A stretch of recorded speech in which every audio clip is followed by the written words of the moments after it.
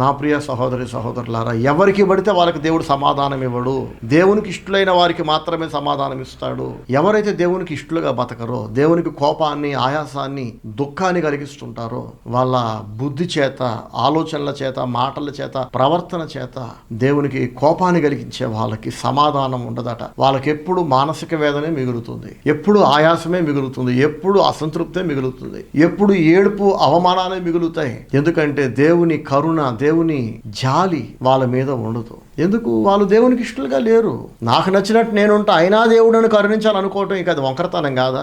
నువ్వు అలా ఎంత కోరుకున్నా దేవుడు నిన్ను కరుణించడు. కరుణించకపోగా ఆయన ఉగ్రత నీ మీద చూపిస్తాడు. నువ్వు దేవునికి నచ్చినట్టు బతుకు అయిపోద్ది, ఆయన నేను కరుణిస్తాడు. నేను దేవునికి నచ్చినట్టు బతకను, నాకు నచ్చినట్టు బతుకుతా, ఎవరికో నచ్చినట్టు బతుకుతా, ఆయన కరుణించాలంటే అది అయ్యే పని కాదు. దేవుడు కరుణించడు. దేవుడు కరుణించకపోతే నీకు మనశ్శాంతి ఉండదు, సంతోషం ఉండదు, నీ చేతి పనులు ఆశీర్వదించబడవు. నీకు తెలిసిందే కదా.